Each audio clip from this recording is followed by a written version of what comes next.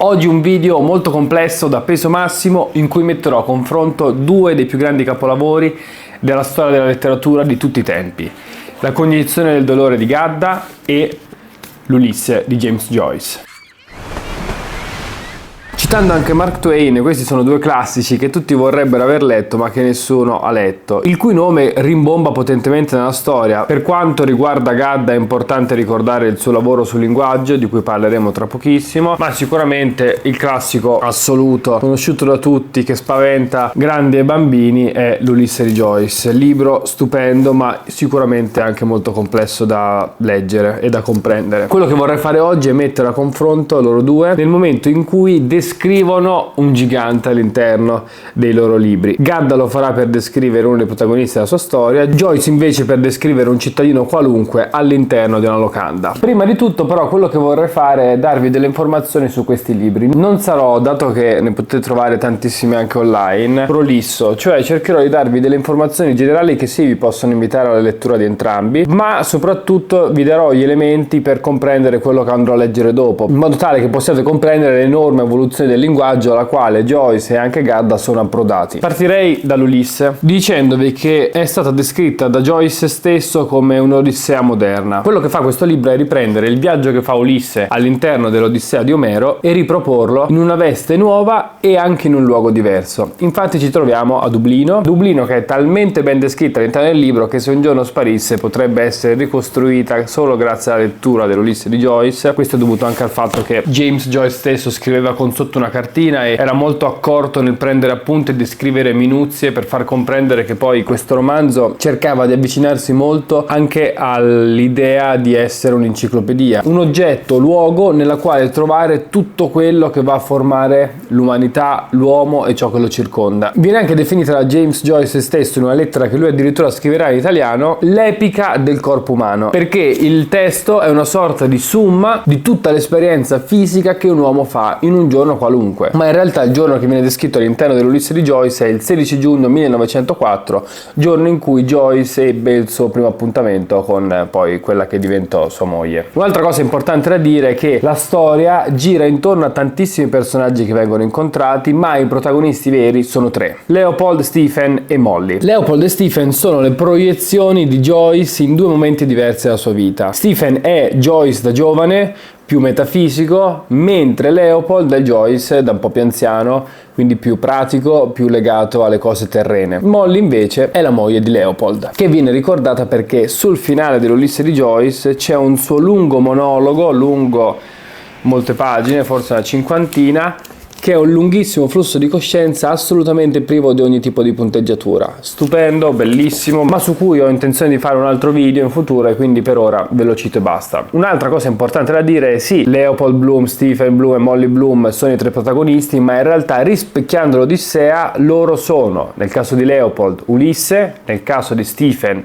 Telemaco e nel caso di Molly, Penelope. Questo è anche importante da dire perché se si va bene a sviscerare quali sono i temi che Joyce tocca all'interno di questo romanzo, si arriva alla conclusione che è un romanzo che gira intorno al rapporto tra padre e figlio, nello specifico al padre che ricerca il figlio. Non a caso all'interno del romanzo Leopold e Molly hanno un rapporto molto freddo perché loro perdono il loro bambino e a un certo punto questa perdita lo porta, nel caso di Leopold, sì, a vari tradimenti, come poi farà anche la moglie sul finale, ma a vedere negli occhi di Stephen quel bambino che lui non ha mai avuto, quel ragazzo che sarebbe potuto diventare suo figlio. Lo stesso però accade con Stephen e quindi l'altro tema è sì la ricerca del figlio ma anche la ricerca del padre. Padre che viene atteso da Telemaco, come nel caso dell'Odissea, e che quindi per Stephen inizia ad essere Leopold. Ma come vi ho già detto, questo video è un confronto linguistico tra l'Ulisse di Joyce e La cognizione del dolore di Gadda. Quindi è importante anche per me dirvi che cosa accade all'interno di questo libro e perché secondo me sono fortemente collegati. I protagonisti del romanzo sono un'anziana madre priva di nome all'interno del romanzo e il suo figlio Don Gonzalo.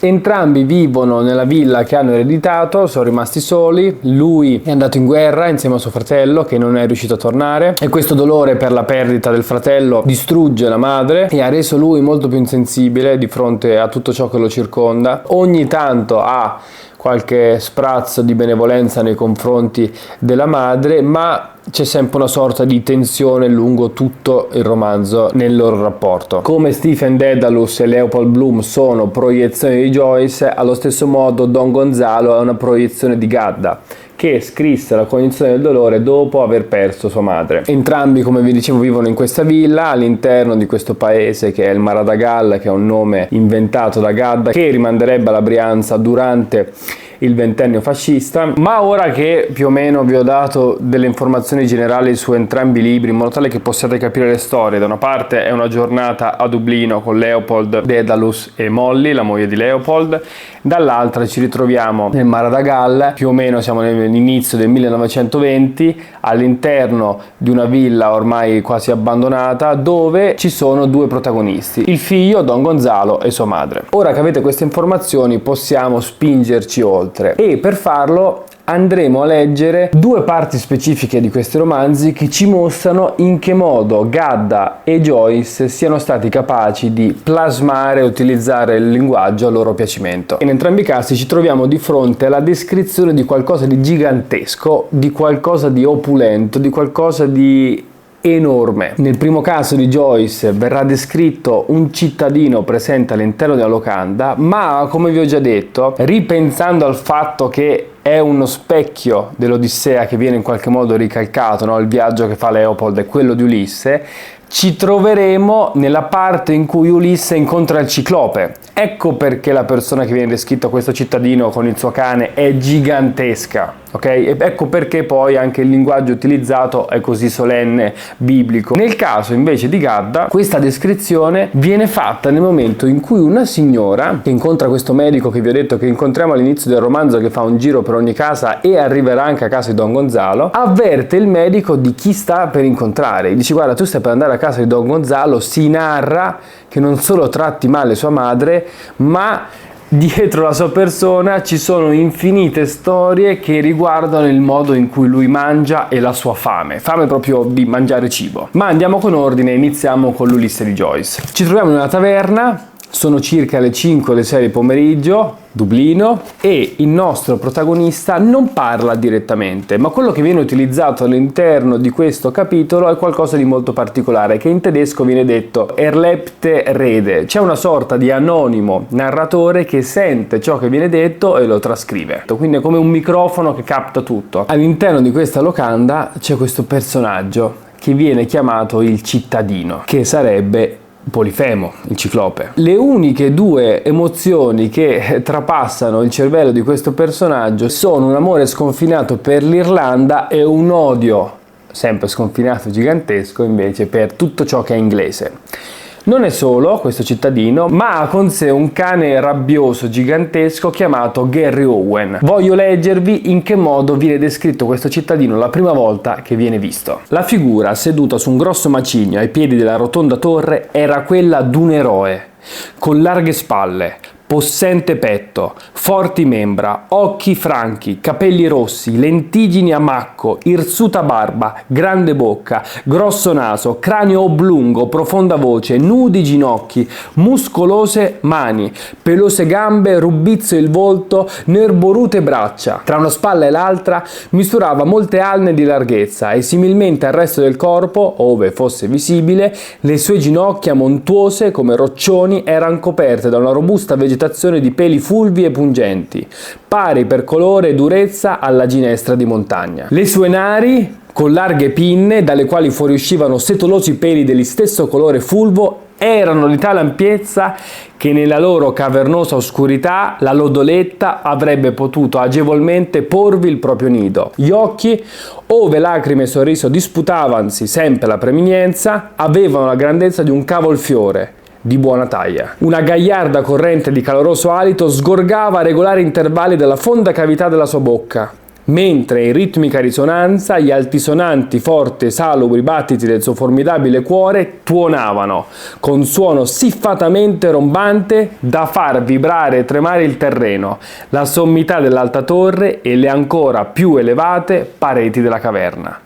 L'eroe, e sentite bene qua perché è incredibile quello che sta per succedere, indossava una veste senza maniche, fatta con la pelle di un bue recentemente squagliato, la quale giungeva ai suoi ginocchi in sciolto gonnellino, ovvero kilt. Pendeva dalla sua cintura una sequela di ciottoli marini, i quali scotevano ogni mossa della sua portentosa complessione e recavano su di essi, incise con arte rozza, eppur stupefacente, le tribali immagini di molti eroi e eroine irlandesi dei tempi antichi. E qua comincia una lista di tutti i nomi di questi eroi antichi, che stupisce tremendamente, perché poi vi dirò la ricerca che c'è dietro di Joyce. Viene citato per esempio questo Con delle 100 battaglie, Nial dei 9 ostaggi, Braia di Kinkora, Lardi ovvero Santo Malachi, e andando poi a studiare chi sono questi personaggi, questa è una guida di lettura dell'Ulisse che ho utilizzato, molto interessante, che vi linko in descrizione. Si scopre che questo Cuchulainn, che viene citato all'inizio, è un mitico eroe dell'Ulster. Con delle 100 battaglie è il primo re d'Irlanda. Nial dei 9 ostaggi è un antico re della stirpe di Con, combatté contro i romani e gli inglesi. Brian di Kinkora, re d'Irlanda, e vengono citati, come potete vedere qui, un'infinità di nomi che mostrano anche la capacità di Joyce di fare ricerca, ma soprattutto il suo intento di rendere Ulisse questa enciclopedia. Ma il nostro focus rimane sempre sul linguaggio che, come viene sempre descritto in questa guida, cerca di descrivere la grandezza e tendente all'immensità, e infatti troviamo un linguaggio tecnico da atto notarile, con una precisione anche esagerata, uno stile epico fiabesco della saga celtica, quindi frasi ampollose, lingua arcaizzata, amore della parola preziosa, libresca, aggettivazione iperbolica, andando avanti uno stile pseudo-eroico, uno stile solenne, minuzioso, tono pseudoscientifico a un certo punto, uno stile solenne biblico, stile da relazione scientifica, articolo di giornale a un certo punto, poi cronaca sportiva quando c'è un incontro di pugilato, perché a un certo punto si scatena una lotta all'interno della locanda, bellissimo, poi di nuovo stile epico, solenne, pseudo-erotico, reportage da matrimonio, stile da iscrizione murale, stile medievale, romanzo d'avventure, cerimonia religiosa, tono da poemetto alessandrino, stile da reportage, e poi di nuovo stile biblico quando Bloom ascende al cielo come Elia su un carro di fuoco. Per dirvi che ci ritroviamo di fronte a qualcosa di incredibile. Già ogni accadimento viene descritto in un modo super curioso, interessante e anche molto divertente all'Ulisse di Joyce, ma ci farò un altro video sulla simpatia e ironia di questo libro. Ma c'è una capacità di gestire un'enorme quantità di informazioni in una lingua, in uno stile di nuovo controllato da Joyce, che però sfocia, tocca tantissimi ambiti e tantissimi campi, quindi è qualcosa di veramente incredibile. Ma vi ricordo che quello che stiamo facendo noi è sempre leggere una traduzione dell'Ulisse di Joyce, che in base allo stile del traduttore dà più importanza per esempio all'etimologia delle parole o alla parola esatta, mentre qualcun altro alla musicalità che comunque Joyce all'interno di tutto il libro cerca di dare. L'Ulisse di Joyce è pieno, costellato di musica, in quanto lui voleva anche poi diventare tenore, ma tutto altro discorso. Quindi, mentre questa è una traduzione, quindi noi la leggiamo, rimaniamo affascinati, ma è sempre una trasposizione dall'inglese, andiamo a vedere come questo gigantesco viene descritto da qualcuno che però parla in italiano. Nel caso specifico Gadda, nella sua condizione del dolore, come vi ho già detto, che ha fatto una ricerca secondo me molto simile a quella di Joyce, soffermandosi sui dialetti e sui vari stili che l'italiano permette di utilizzare. Vi ho già detto che i protagonisti del libro sono Don Gonzalo e sua madre, ma vengono presentati in un modo particolare da Gadda, cioè un medico di base che gira per casa in casa, a un certo punto finirà a casa loro. Prima di finire a casa loro però incontra una signora che gli va a raccontare tutte le cose strane che questo figlio fa. Si spargono, lei dice, tantissime voci, si sa che è molto iracondo, si sa che è molto tirchio, e poi a un certo punto viene detto che è vorace e avido di cibo. Ma questa sua voracità, questo suo essere goloso viene descritto poco dopo, nel momento in cui la signora si mette a raccontare altre leggende su questo Don Gonzalo. Le persone colte si rifiutarono di prestar fede a simili barocche fandonie, escluso senz'altro sia Littide che l'Echinoderma ritennero di dover identificare l'orroroso crostaceo in una ragosta del Fuerte del Rey, stazione atlantica assai nota in tutto il paese per l'allevamento appunto delle aragoste. Per suerte, qualche notizia della sistematica da Aristotele era allora arrivata all'orecchio. La quasi ferale aragosta raggiungeva le dimensioni di un neonato umano ed egli, con lo schiaccianoci ed appoggiando forte, Più forte i due gomiti sulla tavola, ne aveva ferocemente stritolato le branche, color corallo come erano, e toltone fuori il meglio, con occhi stralucidi della concupiscenza e poi di più in più sempre più strabici in dentro, in quanto che puntati sulla preda, a cui accostava, papillando bramosamente dalle narici, la ventosa oscena di quella bocca. Viscere immondo che aveva anticipatamente estroflesso a properare incontro l'agognata voluttà. Un animale compagno a Babylon, stando alla leggenda, non lo avevano ancora veduto. Questo mangia di tutto, non ho mai avuto un amico animale che non mangiasse. Sentite la descrizione come continua: e aveva anche avuto cuore, il sin vergüenza, di intingerli in salsa tartara uno a uno, cioè quei ghiotti o innocentissimi trefoli o lacertoli d'un color bianco madreperla rosato come d'aurora marina, che era venuta mano a mano faticosamente ripiendo, e con le unghie dalla vacuità interna delle due branchie infrante scheggiate e, usatosi financo delle mani e dei diti, se li era condotte alle labbra unte e piccaminose, con un'avidità straordinaria. Poi Satollo, dismesso lo schiaccianoci, aveva trincato. Questi erano due esempi di lettura che ci tenevo a farvi per farvi comprendere in che modo questi due libri secondo me sono complementari, ma la cosa su cui vorrei porre l'attenzione prima di chiudere è il fatto che entrambi dimostrano, secoli e secoli dopo l'invenzione iniziale dell'idea, che mentre la storia può sempre rimanere la stessa, perché come vi ho già detto, nel caso dell'Ulisse ci troviamo di fronte a un romanzo che parla della ricerca di un figlio e della ricerca del padre e del tradimento e del rapporto uomo e donna.